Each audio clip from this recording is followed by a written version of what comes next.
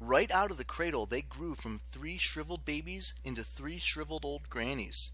They'd like to sit in the corner and make thread on a magic spinning wheel. Each time they snipped a piece of the line, some mortal down in the world died. The Olympians quickly realized that the 3 fates could not see the future.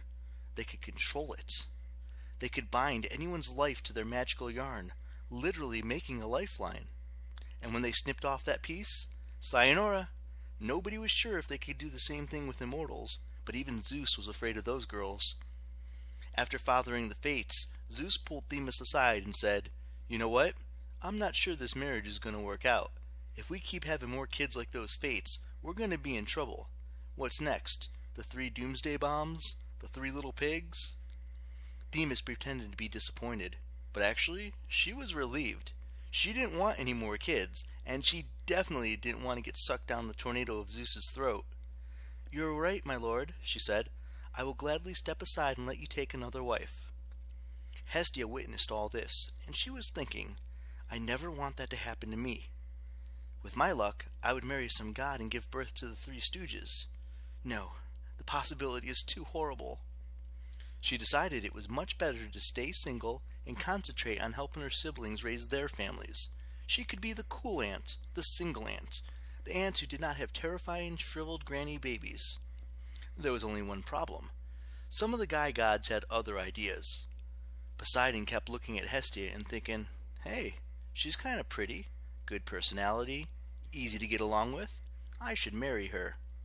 Yeah, we're back to the whole brother marrying sister thing. Let's get it out of our systems. All together. 1, 2, 3. Gross!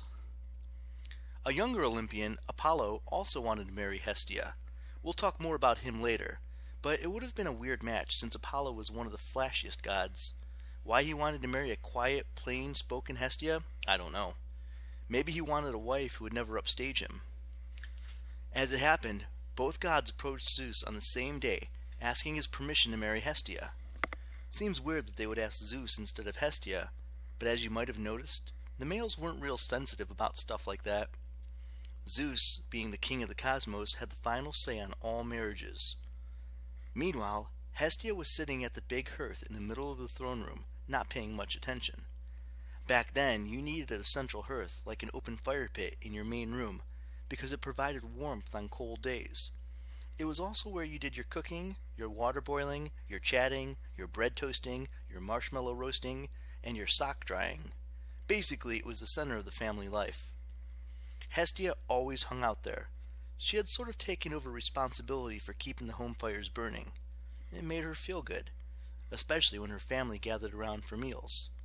Zeus yelled, "Hey, Hestia, come here!" She approached his throne wearily, looking at Poseidon and Apollo, who were both grinning at her, holding bouquets of flowers and boxes of candy. She thought, uh-oh. "Great news," Zeus said. "Both of these fine gods want to marry you.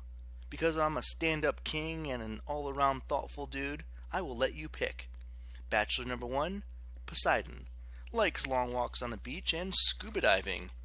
Bachelor number 2, Apollo. Enjoys music and poetry and spends his free time reading prophecies at the Oracle of Delphi. Who do you like better?" Hestia sobbed in horror, which kind of surprised the bachelors. She threw herself at Zeus's feet and cried, "Please, my lord, no, no, neither of them!"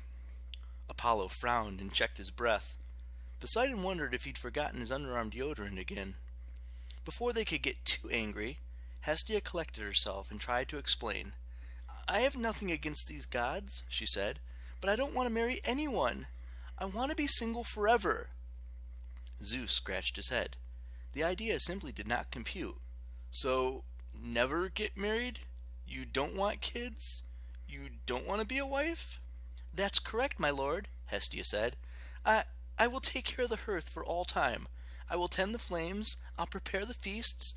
Whenever I can do to help out the family. Only promise me, I'll never have to get married."